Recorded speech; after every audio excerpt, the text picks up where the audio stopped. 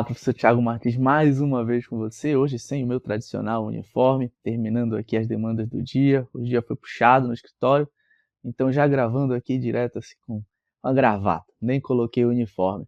E o tema do vídeo de hoje vai falar sobre o quê? Sobre as atividades privativas de advogado, aquilo ali que está no artigo 1º da Lei 8.906 de 94, nosso estatuto, o Estatuto da Advocacia e da Ordem dos Advogados do Brasil.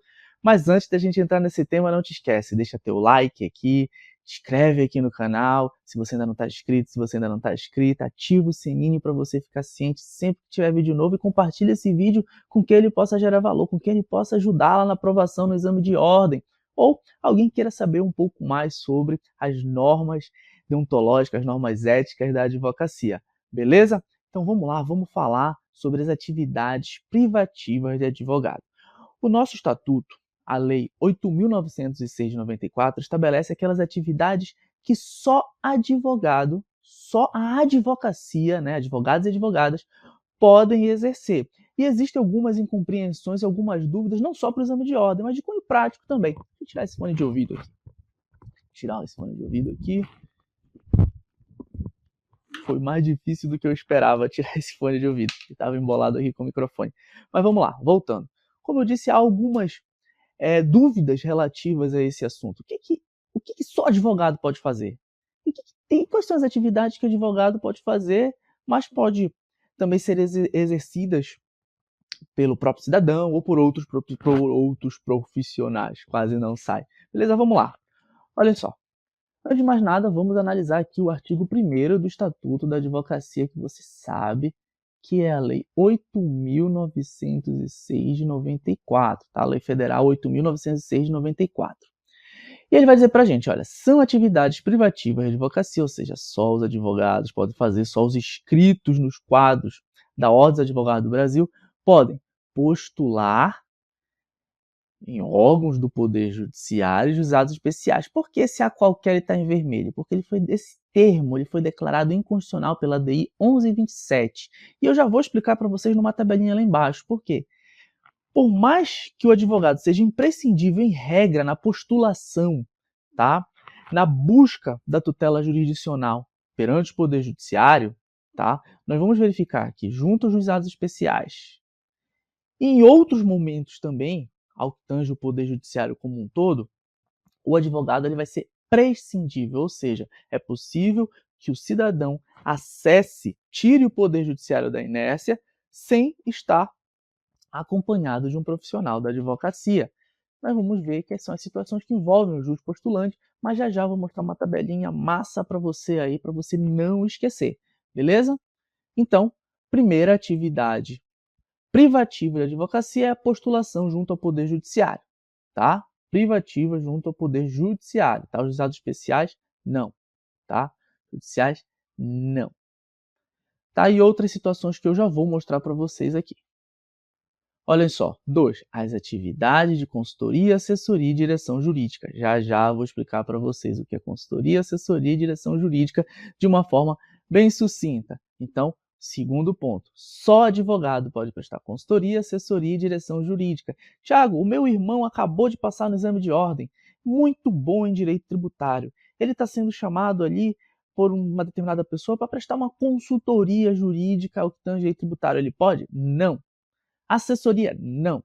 Tá? E não confunda, tá? Os assessores jurídicos, ali os assessores do Ministério Público, do próprio Poder Judiciário, ali, dos juízes e desembargadores. Esses assessores, tá? Eles não são advogados, são assessores judiciários, são assessores aqui do Ministério Público, tá? Mas, por exemplo, se você for advogado e for convidado a ser assessor do promotor, do procurador de justiça, de juiz, do desembargador, naquele momento você vai ter que cancelar sua inscrição na Ordem dos Advogados do Brasil. Sim, porque ali não é atividade compatível com a advocacia. Então essa aqui é assessoria advocatícia jurídica, o advogado assessor, tá? E eu já vou explicar melhor como isso funciona. E a direção jurídica, então só advogados e advogadas podem exercer consultoria, assessoria e direção jurídica. Não esquece, isso é tema recorrente no exame de ordem. Olhem só, agora a gente vai ver o que não se inclui, tá? Não está bem organizado, mas eu organizei uma tabelinha que está melhor organizado do que o próprio texto normativo. Então, olha só. Não se inclui na atividade privativa de advocacia a impetração de habeas corpus em qualquer instância ou tribunal. Então, o cidadão pode impetrar o habeas corpus em qualquer instância ou tribunal. Ele mesmo, o próprio cidadão, pode se valer, tá, do habeas corpus em nome do resguardo de sua liberdade, tá? Inclusive de forma preventiva, como nós sabemos. Então, o advogado, ele é prescindível, ou seja, posso impetrar, buscar um advogado para impetrar um habeas corpus em meu nome, é o melhor que se faz, mas pode ser que eu impetre um habeas corpus, tá escrito numa folha de, num papel de pão, num pedaço de lençol, e ele seja acatado pelo Poder Judiciário. Então, a impetração de habeas corpus não é atividade privativa de advogado, tá?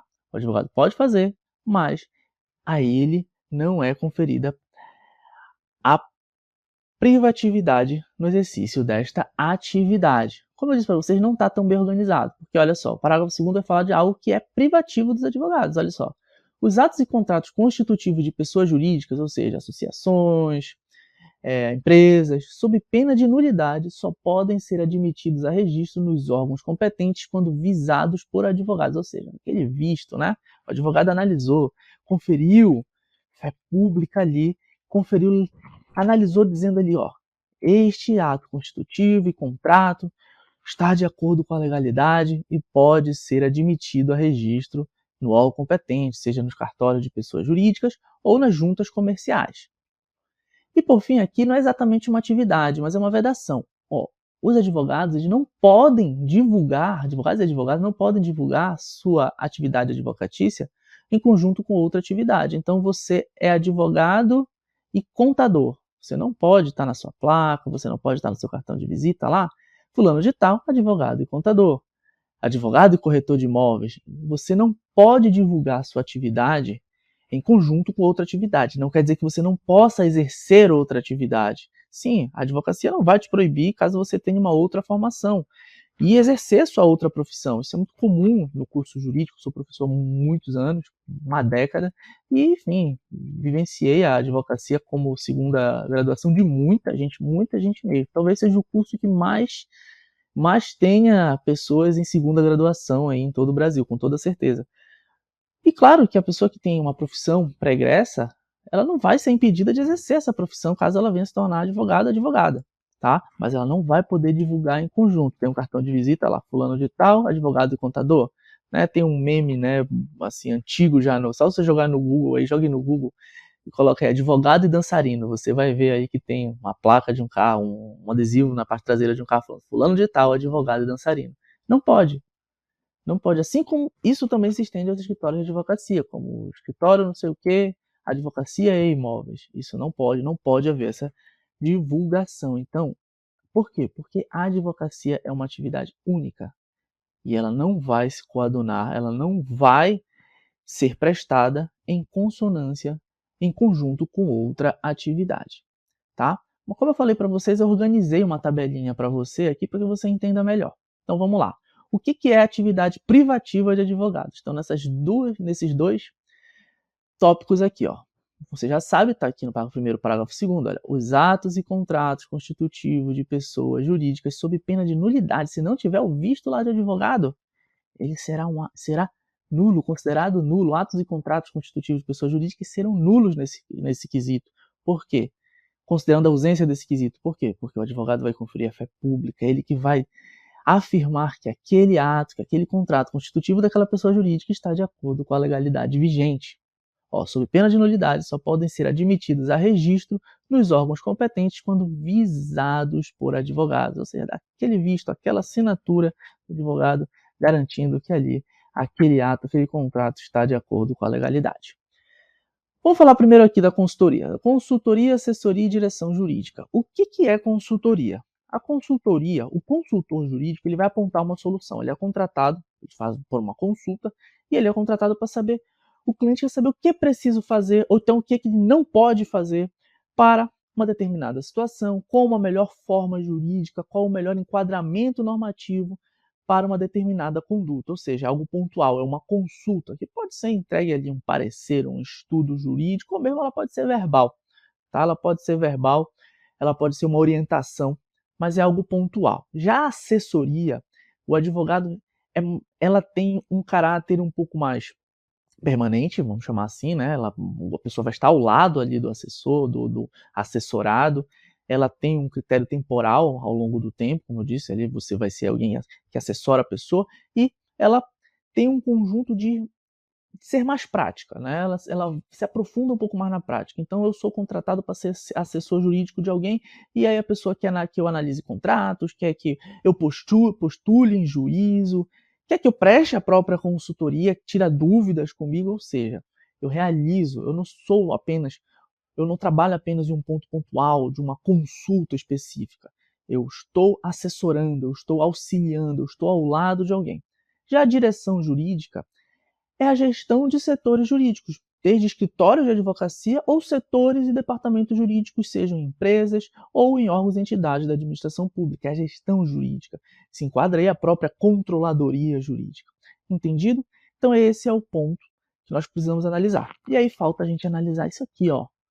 Postular junto ao Poder Judiciário. Sim, postular junto ao Poder Judiciário é uma atividade privativa de advogado, mas tem exceções. Aonde? Aonde aonde se faça presente o jus postulandi, quando o próprio cidadão pode acionar o Poder Judiciário. Onde ocorre isso aqui, ó?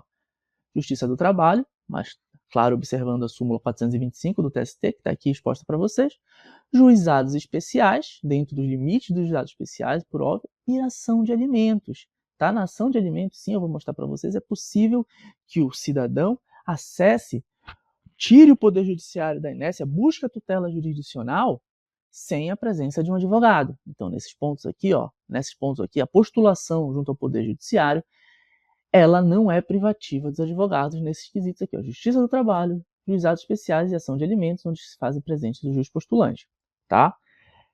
Em defesas e processos administrativos, que já não é jus postulante exatamente, né? Nós estamos em outra esfera, mas aqui o advogado não é imprescindível, ou seja, ele é prescindível. Eu não preciso de um advogado para fazer uma defesa, por exemplo, junto a um órgão ambiental, que é a área que eu atuo. E eu trabalho muito com defesas administrativas.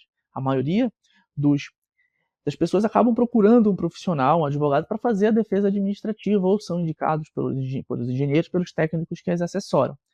Mas não precisa. Pode ser a própria pessoa, pode ser o próprio engenheiro, pode ser, enfim, na área ambiental ali, um tributário, um contador, um economista, enfim. Uma defesa em processo administrativo, e cuidado aqui, porque eu já vou falar para vocês, tá?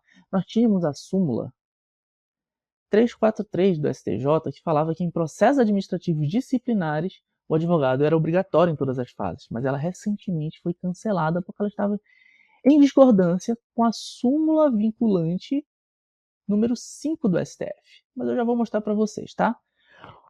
O próprio texto, tá, do nosso estatuto fala que a impetração de habeas corpus em qualquer instância ou tribunal, inclusive tem questões do exame de ordem tratando sobre essa questão da impetração do habeas corpus em qualquer instância ou tribunal, tá? E a vedação que eu trouxe para vocês ainda há pouco, né? Ou seja, o advogado não pode divulgar em conjunto com uma outra atividade que ele desempenhe, né? Enfim, fulano de tal, advogado dançarino, advogado jogador de futebol, advogado youtuber, como é o meu caso, eu não posso, tá? Então, dentro dessa premissa aqui, então, essas são aqui, ó, as atividades privativas de advogado, e essas aqui são as relativizações, aonde o advogado ele é prescindível, onde eu posso exercer aqui a minha tutela, seja na esfera judicial, aqui, ó, ou na esfera administrativa, ou também aqui na esfera judicial, sem precisar de um advogado. Pode ser o próprio cidadão, tá? Olha só aqui como eu falei para vocês. Vamos pegar primeiro aqui a súmula 425 do TST, tá? Olha só.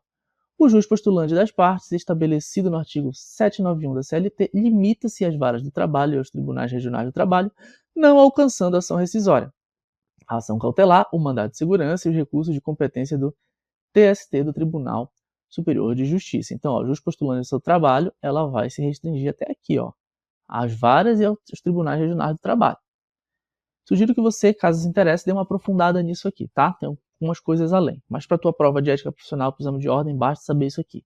Ó, a lei que dispõe sobre a ação de alimentos. Artigo 2º vai dizer, olha, o credor pessoalmente ou por intermédio de advogado, ou seja, ele pode pleitear, né, o credor ali de alimentos pode pleitear do devedor de alimentos pessoalmente perante o Poder Judiciário sem precisar de advogado.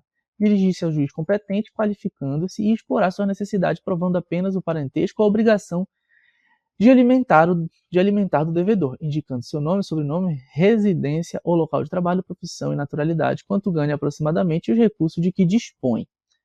E como eu falei para vocês, ó, nós tínhamos a súmula 343 do STJ que dizia é obrigatória a presença do advogado em todas as fases do processo administrativo disciplinar. Ela foi cancelada recentemente porque ela estava em desacordo com a súmula vinculante número 5 do STF, que diz, ó, a falta de defesa técnica por advogado no processo administrativo disciplinar não ofende a Constituição Federal. Tá? Então, nesse caso aqui, ó, está falando de processo administrativo disciplinar. Tudo bem, tá? Agora, no processo administrativo amplo, tá? Não tem nem discussão, não precisa de advogado. Ele não é obrigatório. Tá? Nós não somos obrigatórios a presença de um advogado, o acompanhamento de um advogado em um processo administrativo. E aqui, antigamente eu tinha essa exceção no processo administrativo disciplinar, tá? Que hoje a súmula 343 foi cancelada porque ela está em desacordo com a súmula vinculante número 5 do STF, que diz que a falta de defesa técnica por advogado no processo administrativo disciplinar não ofende a Constituição. Compreendido, galera? Entendido? Então esse foi o nosso vídeo sobre atividades privativas de advogado. Eu espero que quando cair essa questão lá no exame de ordem, ou para você que quer aprender um pouquinho mais sobre as normas éticas, normas deontológicas da advocacia, posso ter te ajudado. Mas meu foco é para você que está estudando para o exame de ordem, então não te esquece quais são as atividades privativas de advogado, de advogada, né, da advocacia, e lembra que esse tema é recorrente, cada vez mais recorrente. Há uns anos atrás nem era tanto, mas ultimamente, cada vez mais esse tema tem despertado o interesse lá do examinador, lá da FGV. Entendido? Então, esse foi o nosso vídeo. E não te esquece, deixa teu like aqui, deixa teu joinha, te inscreve aqui no canal caso você não esteja inscrito, compartilha esse vídeo com quem ele possa ajudar lá na aprovação, no exame de ordem, beleza? Não esquece e ativa o sininho para você saber, ficar ciente sempre quando tiver vídeo novo aqui no canal. Ó. Beijo do professor Thiago, forte abraço.